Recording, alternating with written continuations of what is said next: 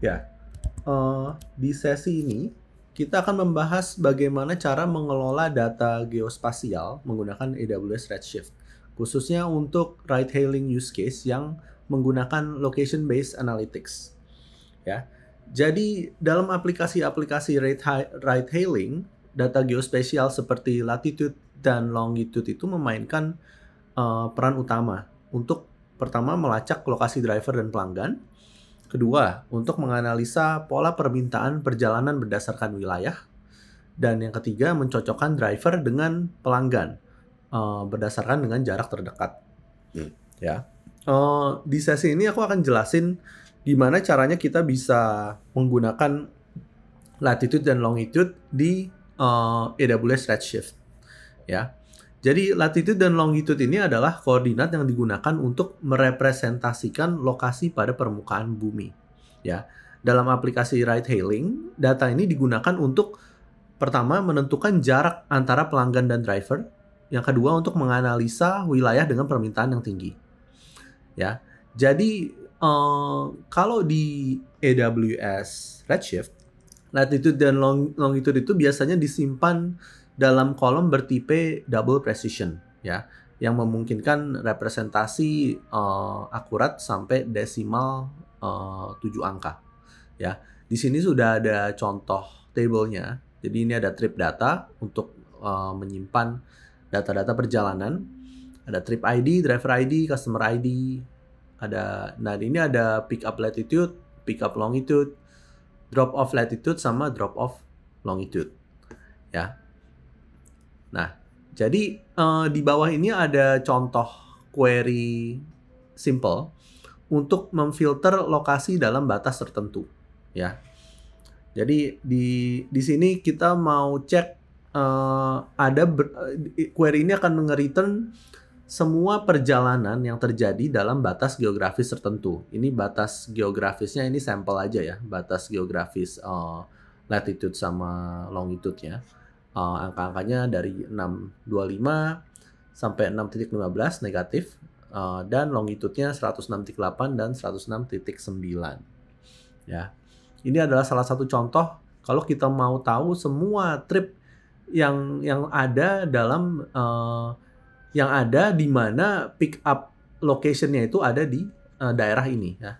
Daerah yang ditentukan oleh latitude dan longitude ini. Nah, yang kedua, contoh sampel yang kedua adalah contoh untuk menghitung jarak dengan formula yang namanya Haversine, ya. Ini aku tulis saja, Haversine formula, ya. Jadi formula Haversine ini digunakan untuk menghitung jarak antara dua titik berdasarkan latitude dan longitude-nya, ya. Ini kita gunakan formula ini untuk melakukan matching antara driver dan pelanggan, lokasi driver dan lokasi pelanggan, ya. Jadi ini penjelasan sedikit. Ini angka 6371 di sini. Ini adalah radius bumi dalam kilometer, ya. Jadi fungsi SQL ini akan menghitung jarak namanya spherical distance, jarak garis lurus lah ya, jarak garis lurus dalam hitungan kilometer, ya. Nah, nah selanjutnya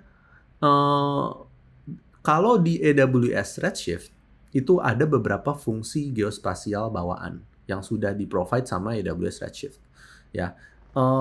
Ada beberapa fungsi yaitu ST distance. Ini ada ST_distance.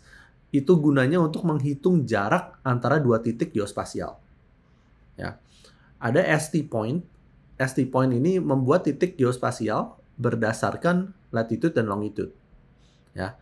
Kalau ST within ini, ST_within itu memeriksa apakah suatu titik berada dalam area tertentu, ya. Ini ada beberapa contoh SQL query-nya, ya. Contoh pertama yang ini. Jadi untuk sebagai sampel, jadi kita bisa menyimpan lokasi pick up dan lokasi drop off sebagai sebuah point, ya. Ini ada 2 point ya, di sini ada 2 ST point, ada pick up point sama drop off point, ya. Lalu setelah kita bikin query seperti ini, kita bisa lanjutin nih dengan query kedua, yaitu query ini akan menghitung jarak antara titik pick up dan drop off menggunakan fungsi geospatial namanya st_distance. Ya, jadi ini dari latitude sama longitude dirubah dulu menjadi st_point. Kalau udah dapat st_point, pakai st_distance. Ini kita akan langsung tahu jarak kilometernya berapa. Ya, ini semuanya sudah di provide sama Redshift. Kita tinggal pakai aja. Ya, nah, lalu setelah itu, kalau udah kita juga bisa gunakan fungsi namanya st_within. Ya, st_within ini query st_within ini dia akan mencari semua perjalanan ya yang pick up-nya berada di wilayah tertentu. Contohnya misalnya poinnya st_point-nya dari 106.8 sampai -6.2 ya. Dalam radius 5 km. Ya, jadi bayangkan ada latitude dan longitude, aku pengen tahu semua trip yang ada dalam radius 5 km dari pick up longitude dan pick up latitude-nya. Ini bisa menggunakan query ini ya. Ada st_within ya. Kalau st_buffer ini digunakan untuk membuat lingkarannya ya. Jadi ibaratnya ada seperti ini ya. st_buffer ini dia ada lingkaran, terus dia apa ya? Ini ada titik nih. Bentar.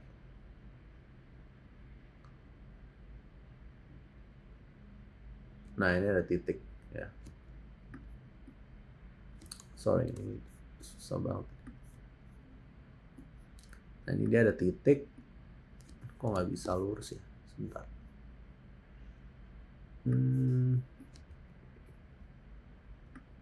Gimana bikin lurusnya? Nah ini gini ya. Ibaratnya kurang lebih kayak gini yang terjadi itu. Ya. Jadi st_point-nya itu adalah titik pusatnya. Ini st_point. Ya, ini bikin kecil aja. Ini adalah titik tengahnya. Ya. Ini st_point. Dari st_point ini kita pengen tahu radius 5 km semuanya yang ada di sini. Ya.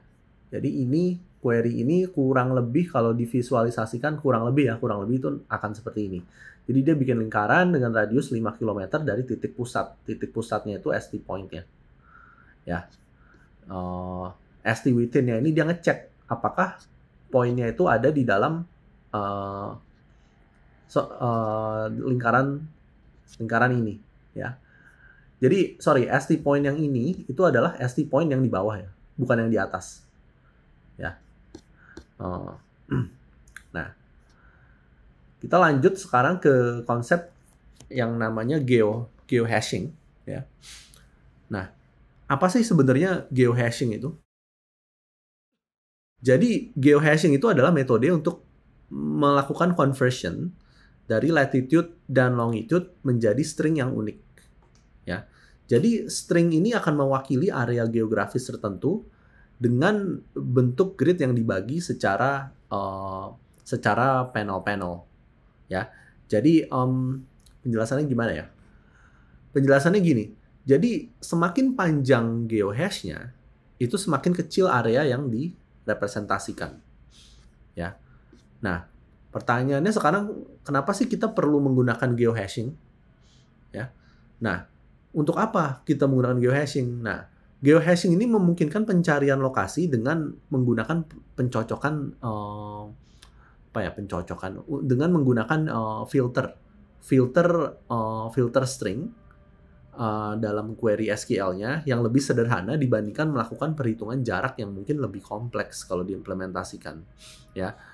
Dan dengan menggunakan geohashing, data lokasi itu kita bisa melakukan clustering tergantung dengan area geografis yang ada. Ya, contoh implementasi geohashing itu kurang lebih seperti ini kalau menggunakan Java. ya. Kalau misalnya menggunakan Java, geohashing itu bisa dihitung dengan bukan query, dengan script ini. Ya, ini udah ada fungsinya pakai fungsi library geohash. Ya, setelah itu datanya nih kita bisa insert ke table. Ya, kalau udah ke table ini tinggal dijalanin query-nya aja.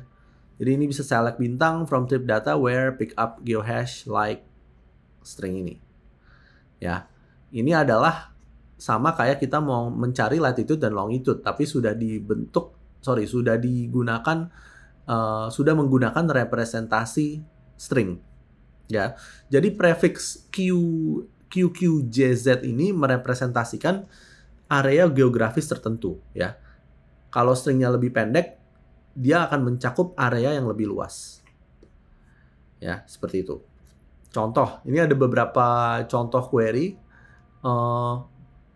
Misalnya mau mencocokkan driver dengan pelanggan, mau melakukan driver matching. Ya. Solusinya apa? Solusinya adalah lokasi driver dan pelanggan, ya, itu akan dikonversi menjadi geohash. Lalu kita bikin query untuk mencocokkan geohash pelanggan tersebut dengan driver terdekat. Ya, query-nya itu kurang lebih nanti akan seperti ini. Ya, ini ada select, ada st distance yang sudah dijelaskan tadi, ada st point, st distance menghitung jarak, st point ini dia membuat titik, lalu ini tinggal difilter berdasarkan geohash-nya. Ya, seperti itu. Ya, contoh lain misalnya tim operasional atau tim monitoring misalnya, dia pengen bikin heatmap permintaan perjalanan berdasarkan lokasi pick up. Ya, solusinya apa? Solusinya adalah data lokasi pick up kita bisa convert menjadi geohash, ya. Terus kita bikin query untuk menghitung jumlah perjalanan berdasarkan geohash-nya, pick up geohash. Ya, jadi ini tinggal di group by aja, lalu tinggal di count from, lalu di group by, ya, seperti itu. Jadi kesimpulannya, latitude dan longitude itu data-data yang bisa digunakan untuk menghitung jarak dan menganalisa lokasi. Ya, fungsi geospatial redshift, fungsi-fungsi seperti st distance, tadi ini ada st distance, ada st point, dan st within. Dia gunanya adalah untuk mempercepat query analisa berbasis lokasi. Ya, kalau geohashing itu kita bisa gabungkan dengan teknik geospasialnya redshift untuk mengelompokkan dan mencari data lokasi. Ya, seperti itu.